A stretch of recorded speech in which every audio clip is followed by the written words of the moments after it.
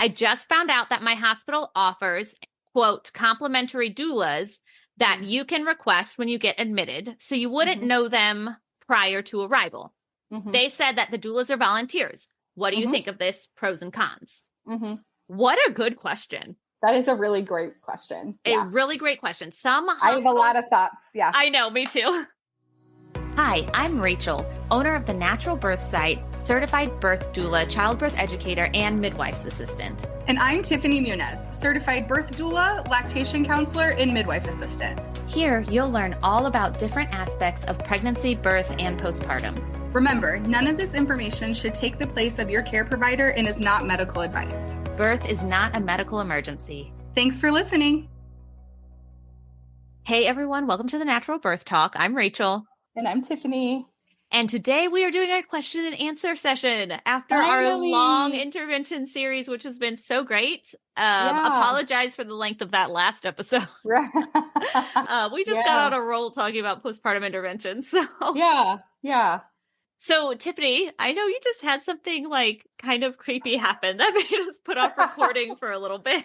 Yeah, something creepy. Still don't really know what's going on, but yeah, just some like random person parked in front of my house and like started recording my house.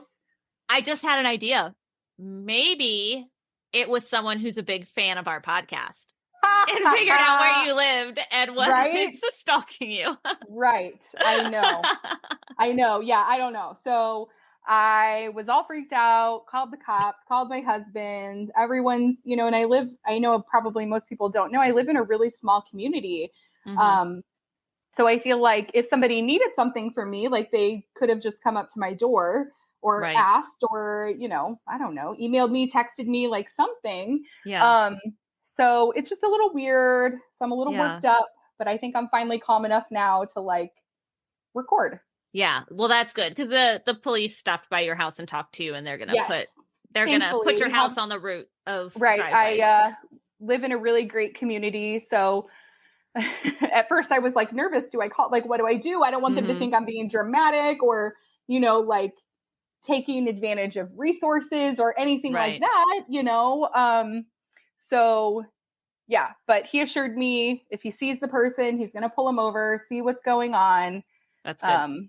So that definitely makes me feel a lot better. Good. And thankfully we have cameras. So I was able to take a picture of the vehicle. Good. I saw the guy with my own eyes. So I was able to see exactly what he looked like. So I was able to give a description of him. Yeah. Well, I guarantee, like I already said, the cops have been called for dumber things. So for sure.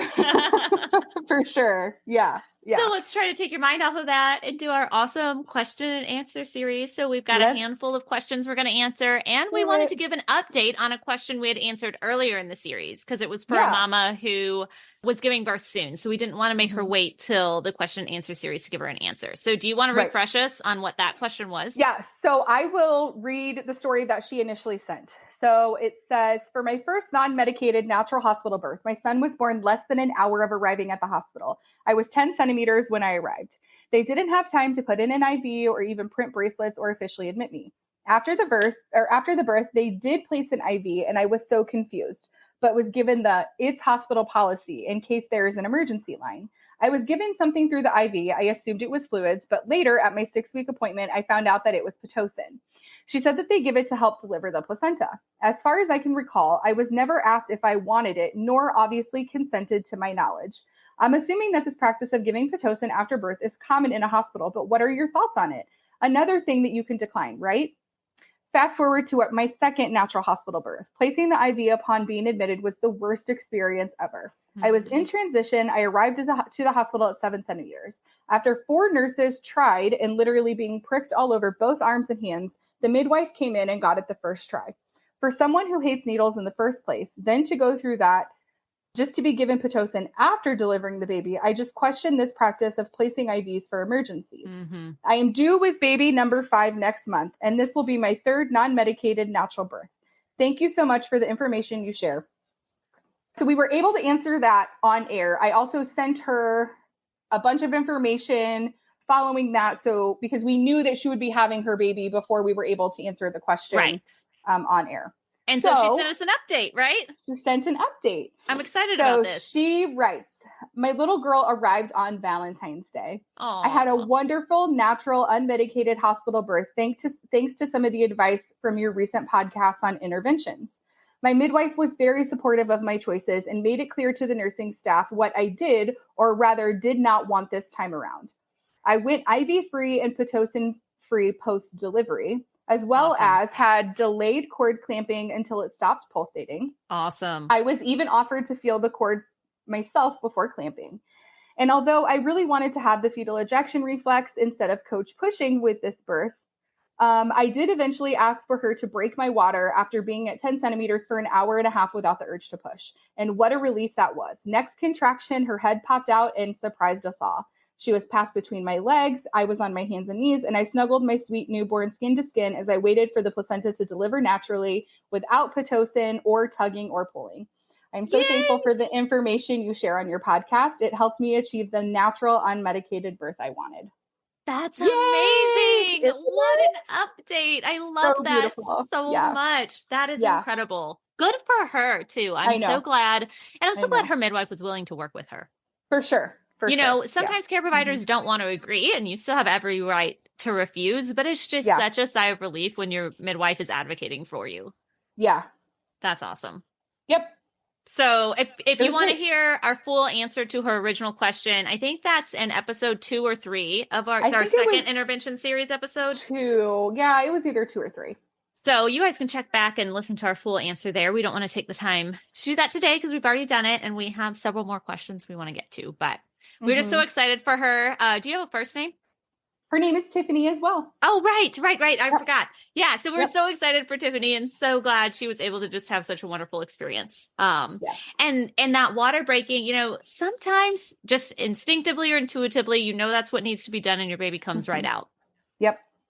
And I think we did talk about that in one of the episodes, how I feel like it's more likely for it to work with moms who have had vaginal births before, how it makes that big change. But also she was already 10 centimeters. I'm sure her baby was already low. So, but it doesn't matter. It worked for her. So that's all that's so awesome. That truly matters. Yeah. That's so exciting. I'm so happy for her. Yeah, me too. Okay. So let's see. I've got another question. Okay. Her Instagram name is Linz, and it says, "Hi, ladies. I recently found your podcast when I decided that I'm going to try for an unmedicated birth for my first baby, and I cannot stop listening. So thank you so much for such a great podcast. I do have a question for you guys, though. I just found out that my hospital offers, quote, complimentary doulas that you can request when you get admitted, so you wouldn't know them prior to arrival. They said that the doulas are volunteers. What do you think of this? Pros and cons?" What a good question. That is a really great question. A really great question. I have a lot of thoughts. Yeah. I know, me too. Yeah. So some hospitals offer this. It's pretty rare to find a hospital that offers this, but maybe more so in bigger cities. There are some that offer this kind of program. I know we used to have one in the St. Louis area that offers it. I don't know if we do anymore. My hospital, like the hospital in my town, has it. Do they? It's actually a program through one of the counties, one of the more rural counties. Yep. Okay. Yep. That's awesome. So what do you think? Why don't you go ahead and go and tell what you think? It's probably the same thing I think, but. Well, obviously I'm pro doula, right? Because I am a doula. And there are lots of studies to confirm, what Rachel and I say all the time. When you use a doula, you have a decreased risk of C-section, decreased risk of like many interventions, a decreased chance that you ask for pain medication. I mean, there really are so many pros to working with a doula. Yes. However, part of what Rachel and I do is we really try to form and cultivate a relationship with our clients prior to labor. So we know them really well when we're going into the labor, right? We know, we've talked about this, when you don't know somebody that well, it can create tension in the birth space. And obviously tension is not what we want when we're trying to open and have a baby. True. So that's one of my thoughts, is that, that could be a little bit weird or odd, not knowing this person. My other thought is, I know you said that it's a volunteer doula, but I would just kind of question, you know, who are they working for? Well, yeah, they're training, number one, but also who are they working for? Right. Are they going to be able to advocate for you in the ways that you might need somebody to advocate for you? I know that can be really difficult for like doulas that work for the hospital, because really you're employed by the hospital. You're not employed by the mom or the family. So that can get kind of like wishy-washy. Yeah. And then the question of training, what is their experience? How many births have they been to? What kind of workshops have they attended? You know, all of those things are important to kind of consider as well. Right. Were they trained by the hospital? So, you know, they probably, I told her, they probably have some policies they need to follow. We're trained by the hospital or we're trained to behave in a certain way that the hospital supports. Right. So they're probably better than not having a doula at all. But at the same time, if you have the resources to hire an outside doula to start building that relationship, to pick someone that aligns with your values for your birth, you know, that's going to be a lot better. And a doula that's not given to you by the hospital is probably going to be able to advocate for you in a stronger way. Because like you said, you know, even though they're volunteers, they do still kind of work with the hospital. The hospital could choose not to call them if they don't behave in a way that's appropriate according to what the hospital wants. Right. Exactly. And then you also risk there not being any doulas available. You know, you might risk them being with other moms and unavailable if you can't book one ahead of time. And then maybe there's not a backup available. Right. So again, it's probably better than not having a doula at all. But if you have the means to hire a doula outside of that, you're going to get a more thorough, enriching experience with the doula because you build that relationship. And then you have the confidence of knowing that that doula works for you and not for anybody else. Right. Exactly. Great question, though. That is a really, really good question. I really felt like that. Yep. Okay.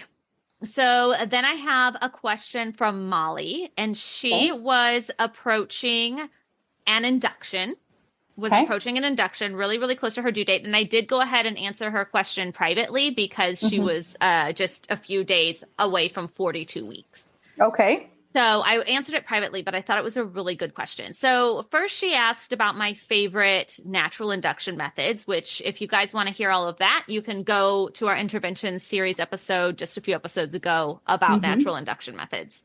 Yep. But then she asked about something we didn't talk about. She said, today is my last day before the doctor says I have to go in and get things started. So I'm kind of desperate. What are your thoughts on a fleet enema? Oh, interesting. Yeah. So I've had one client before who did enemas before her births, like early in labor. And I actually didn't know about it until after her second that she was doing that. And I think hers were more because she was afraid she was going to poop. And she was one of my friends did that too. About that. But, and I don't know what you know about enemas, Tiffany, but I did some research, and a fleet enema is a specific kind of enema, but just an enema in general can stimulate your bowels in a similar way to castor oil. Personally, I would probably rather mix some castor oil into a smoothie and drink it than go through an enema. I didn't know. I mean, I don't know if you know, but it used to be fairly common practice during childbirth. Like, yeah, I don't know if any of our listeners watch Call the Midwife, or if you watch Call the Midwife. I mean, I've seen a few episodes. I get so angry sometimes, though. I know. It's really I get a little worked up, so I have a hard time watching it. It was a different time, though. It was. You know. But yeah, that used to be very common practice. Yep. In early labor, moms would have an enema. So can it help induce labor? It seems like it. It seems like it could be an option. Yeah, you know, stimulating your bowels in the same way that castor oil does, and therefore stimulating your uterus as well, getting everything kind of moving. Oh, what else was I just going to say? Something to think about is, you know, a lot of people don't want to poop during birth, but there is some evidence that says that, you know, that bowel movement can really actually help populate your baby's microbiome and be really helpful for your baby. So, I mean, I think that's just a minor thing, but it is just kind of something to think about, that if you do an enema during early labor or to try and induce labor, then, you are probably less likely to poop during labor. And maybe that's a really good thing, but there have been some potential benefits to having a bowel movement as babies being born. So just something to think about. Interesting. Isn't that interesting? So interesting. So I do know that she went on to have a really, really awesome birth. And she did get a membrane sweep, but it looked like between that and maybe the enema, I'm not sure if she did it, that it worked out really, really well. And she ended up having a really wonderful, exciting birth. So congratulations, Molly. Yeah, congratulations. So I thought that was another really interesting question, though. Yeah, that's a great question. So our next question then comes in from Kara, and she is actually in the St. Louis area, which is fun. And she's with some midwives that we know. Okay. But, she was with some midwives that we know. She actually transferred care. But okay. Anyway, I'm probably getting into too many details there. She said, so far her appointments with the midwives while she was still with them had been great, but she had some concerns with hospital policy and restrictions on birth. She says, I really want to deliver the placenta on my own and not have anyone adding traction to the cord. However, the midwife mentioned that I have to squat to deliver the placenta. For my friends who have had natural births, this has not been the case. She also said a pharmacist would have to talk to me after my birth if I refused some of the medications or jabs for her son. And then she also said she is not big on cervical checks and she doesn't want one when she gets to the hospital upon admission. Did she transfer to home? She did not transfer to home. She transferred to a different care provider. I gave her some suggestions for a home birth, but it seemed like that wasn't working out for them. So, so there's a couple questions in there. So number one, if you want to deliver the placenta naturally, we actually just talked about this in our last episode. We did. Yep. So you do not have to squat to deliver your placenta naturally. No. If you don't want anybody tugging on it at all, if you don't want anybody to touch you at all, then yeah, a squat might be the easiest way to get the placenta out on your own. But even still. Yeah, I mean, I've had clients who didn't need help at all and just delivered it themselves while they were lying on the bed. Yeah. And so you sometimes, a lot of times, especially going unmedicated, you'll still get the urge to push and stuff. It's not quite as strong as like when you're about to push out your baby. But you definitely don't need to squat unless if you are having trouble, right? Like you said, then it might be helpful to squat. But I'm so nosy. I want to know which midwife said that. I'll tell you later. Okay. So, and a lot of times if you are laying on your back, your midwives will just gently guide the placenta out. Yeah. Just because gravity's not there to pull it out, you could guide it out on your own as well.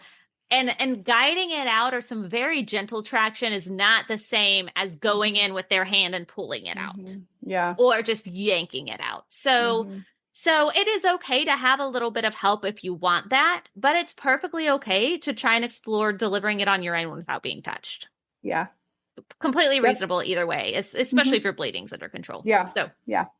What was her next question? It was a pharmacist would have to talk to her after the birth if she refused some of the medications and jabs.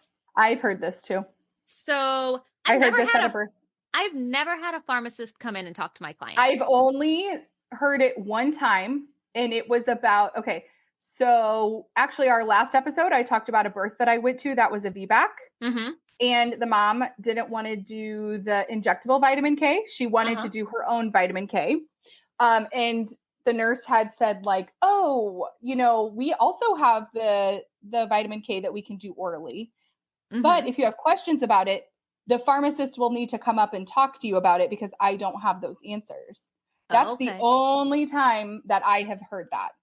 Yeah. So I'd never heard anything about a pharmacist coming up. Now, pediatricians will come in and quote counsel you, especially when it comes to vitamin K.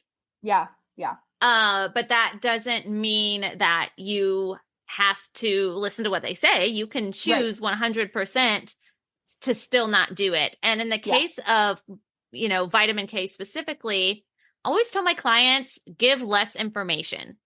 Because sure. if the more information you give, the more they have to pull on and try to break down your argument. Mm-hmm. So, a lot of my clients are Christians. So I just say, just tell the care provider, we prayed about this and we feel like it is not necessary for our child. Yeah. And you can say that about any of them, the eye ointment or the Hep B as well. But usually I don't find much pushback with eye ointment or Hep B anymore, at least at the big hospitals. It's usually vitamin K is the one that that my clients, not me, my clients get a lot of pushback on is vitamin K. Same. Even with oral vitamin K, they'll get some pushback.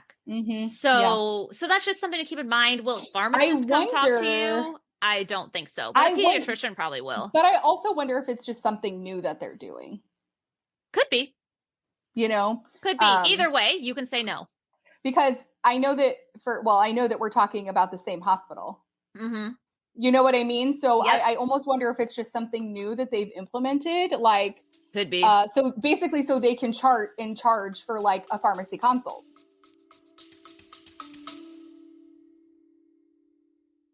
Hey everyone, Rachel Manns here, and today I have something I'm thrilled to share with you guys. Imagine having a treasure trove of informative, entertaining, and empowering video content about the journey to parenthood right at your fingertips. That's exactly what you get with Informed Pregnancy Plus. For less than 25 cents a day, that's a quarter, guys, you'll gain access to a vast subscription library filled with documentary films, web series, mind and body fitness programs, workshops, and courses covering fertility to parenting and everything in between. Designed for new and expectant parents, as well as pregnancy and birth professionals, Informed Pregnancy Plus is like having a trusted BFF and doctor in one, guiding you through every step of the path to and through parenthood. A few of just my favorite titles are obviously The Business of Being Born, Empowered Mama, Belly Dance for Birth, how fun is that? Ease into Sleep, the Afterbirth Plan, and the Core Connection, an extremely well-presented and informative workshop teaching you about your core and pelvic floor and how to keep them healthy. And here's the best part. For a limited time, you can gain full access absolutely free.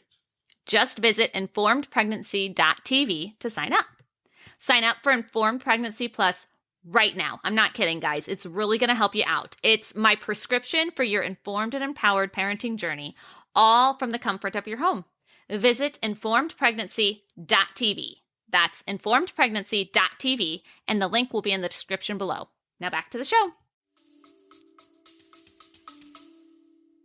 Oh my goodness. Yeah, I didn't even think about that. That could be it. Yeah, or so that they can say like the patient declined this so-and-so medication, pharmacy consulted with them, like they still continue to decline or whatever. Yeah, I bet that's why. Yeah, could be. Yeah. So either way, someone's going to come talk to you if you deny vitamin K. Yeah. I mean, I think that's pretty standard at every hospital, but that doesn't mean you have to give in. There are some hospitals that will call CPS if moms refuse vitamin K. And that doesn't mean that CPS is going to do anything about it, because CPS doesn't care. I was a foster parent for years. CPS does not care about that. Well, I think it was like 2018, 2019, DCFS actually made like a public statement saying that if hospitals called because parents declined vitamin K and or eye ointment, that they were not going to do anything about it. Okay. And that's probably in our specific state, and maybe it's different states. It is. Yeah. It's in Illinois. Yeah. So, but I know this particular hospital is not going to call DCFS for that, because I've had clients decline vitamin K left and right over there. Yeah. So, but just so you know, you probably will be, quote, counseled by someone, but you still have every right to refuse. Yeah. And then her last question was about cervical checks upon being admitted to the hospital. Hospitals want a cervical exam when you're admitted. They just do. And some nurses cannot let go of that. Like they will push and push and push. I had one nurse, I walked out of the room for like 2 minutes to go to the bathroom and get water. And I came back in, and you could feel the tension in that room. You could cut it with a knife. And what had happened was, as soon as I walked out of the room, the nurse looked at Dad and told him to talk his wife, I don't know if they were married at the time, but talk his partner into consenting to a vaginal exam. Luckily, he looked at the nurse and shut her down really quickly. Yeah. Good. But some nurses cannot let go of that vaginal exam upon admittance. And this mom was clearly in labor. It's one of those like silly routine things that they do. And I find at birth centers, I don't know if you've had the same experience. It's because they don't want people there until they're quote unquote in active labor. Right. So I mean, I really feel like that's the main reason why they do it is to, you know, only and to see, have people admitted when they're like in active labor. And now, to see, like, you and I know, can we push Pitocin? Can we? You and I know that like a cervical exam doesn't dictate if somebody is in early labor or active labor or whatever. It's not a crystal ball. It doesn't tell you when you're going to give birth. Unfortunately, we have a culture where it's all about numbers and data and statistics. Yep. So unfortunately, that's why those stupid policies exist. Yep. I went from 4 centimeters to having a baby with my first baby in 2.5 hours. Yep. And then I know plenty of other moms who are 7, 8, 9 centimeters for 10 hours before they give birth. It doesn't tell you much of anything, but the hospital wants it. Does that mean you have to consent to it? No. Yeah. Absolutely not. You do not have to consent to that vaginal exam or that cervical exam. But know that you might get some pushback. So if you really want to deny that exam upon admission, you and your partner or your whole birthing team needs to practice saying no together. How are you going to say no to this team, even when they push back, without making waves, right? Yeah. You don't want to make waves and then go in and have this really tense birth. That's not helping anybody. Yeah. So how are you going to say no? You need to practice that ahead of time. Agreed. Yep. Anything else on that one? I don't think so. All right. Oh, we are zooming right through these. So we have one more that was a really good one. It might take us a little bit longer to answer. Okay. This mama's name is Dana. And she says, "Hey, Rachel, I'm 33 and pregnant with my first baby. My family has a history of carrying babies to 42 weeks and then getting induced. Is this best practice to induce at 42 weeks? Are there any other specific examples where inducing labor is more beneficial to mom and or baby? Thanks." Okay. Interesting question. Yeah. Right. So what's standard in hospitals when it comes to 42 weeks? Oh, usually, I mean, in my experience, they don't want people to go past 41 weeks.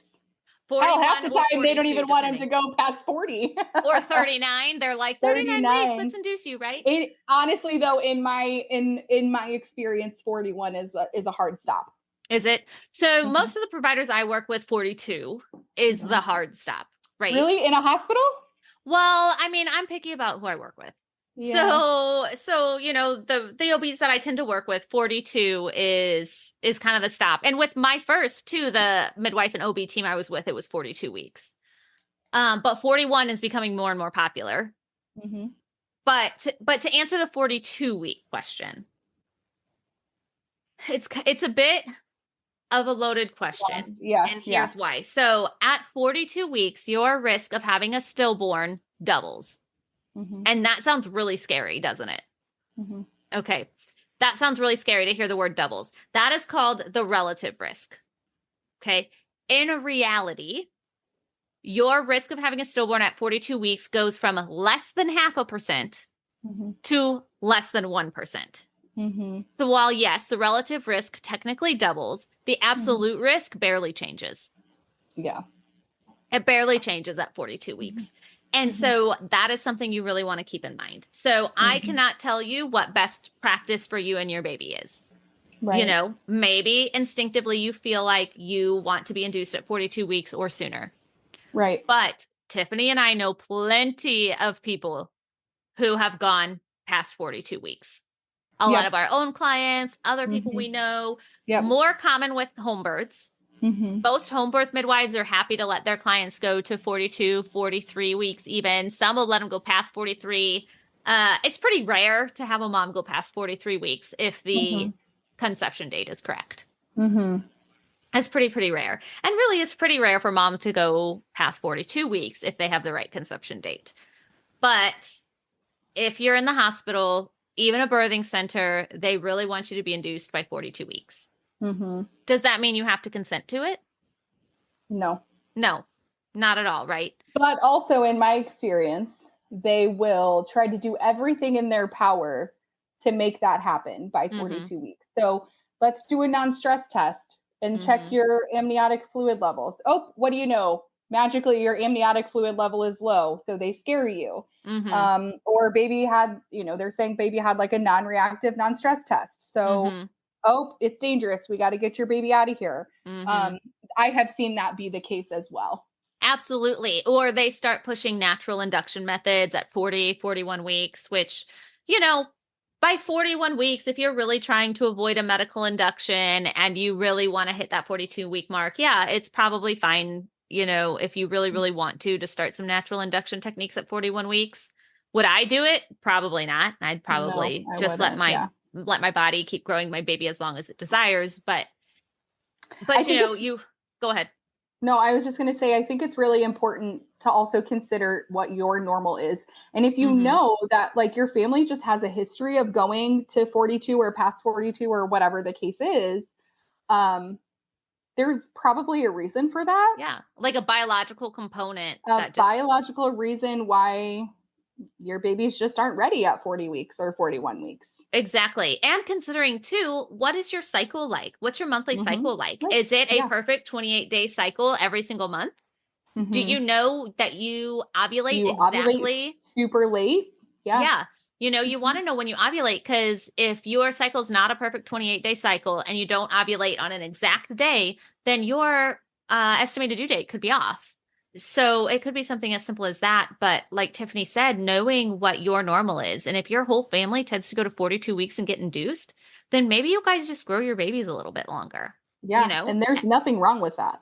Every body and every person and everything, we're all different. And it's just like Tylenol works really well for some of us and it doesn't work at all for some of us. And it's because we're all different. And so, 9 months, 40 weeks works really well for some mom and babies. And then for others, they always go to 42 weeks or past that. And I know, I have one person in mind specifically who's never given birth before 41 weeks. And 2 out of 3 of her babies were past 42 weeks, and she had home births and everything was perfectly safe and fine. So, you want to know the evidence on that 42-week mark. And so when you look at the relative risk, your risk of stillborn doubles. That sounds really scary and seems like a really good reason to induce. But when you look at the absolute risk that it changes less than 0.5%, it barely changes. You're like, oh, well, that's barely anything. Right. And what's another common thing that we hear when moms go past their due date? Oh, that their baby's going to be really big. That their baby's going to be really big, that the placenta is going to stop working. The placenta is going to stop working. Yeah. So those are both super common ones we hear too, but guess what? We rarely grow babies we can't birth. Yep. Not worried about the size of the baby unless you have uncontrolled gestational diabetes or you had rickets as a child. Those are about the only 2 reasons that you might grow a baby you can't birth. Yeah. Very, very rare. And then as far as the placenta stop working, there's actually no evidence that supports that. It's all anecdotal. 0. Yeah. And they all just say that placenta looks older when it's born, when you're that close to 42. Well, why would it look young when it's like about to have a baby and it doesn't need, it just doesn't make sense. Yeah. So exactly. Yeah. It looks older because it is older, but that doesn't mean it's not working. Yeah. Right. As long as you're doing well and your baby's doing well, and you have to know what well is. Yeah. Quote, failing a non-stress test just because your baby wasn't reactive doesn't mean your baby's not doing well. It just means your baby was probably sleeping. Yeah. Right. Yeah. Babies sleep too. Having low amniotic fluid. Well, are you dehydrated? Right. Is it the middle of summer? Is it 105 degrees outside? Right. Did you have an extra ultrasound to double check? Because a lot of times ultrasounds are very inaccurate when checking fluid levels. The pockets will hide behind each other and it's very hard to check those things on ultrasounds. And how's your baby moving? Is your baby moving really well? Instinctually, do you feel like everything's going well? Those are all things you need to consider when you consider if you want to be induced or not. Yeah. So anything else you want to add to that one? Nope. Okay. Just that I don't know, maybe you've had the same people like reaching out or whatever, but I have had a few people reach out, say that they They really loved the intervention series. They thought it was really great information that they themselves, like even birth workers, had learned information from some of the things that we shared. So I thought that was really awesome. We're just so happy to be able to get this information out there. Right. We worked really hard on this. We're really proud of it.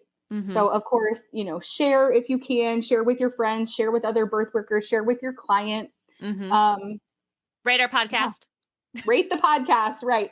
Interact with our social media. Those are all ways that you can help us grow. Absolutely. And something to also kind of talk about all these things, we had a couple close to induction type questions and other things is, if you are properly nourished, if your body is well taken care of, it's going to support your baby so much better.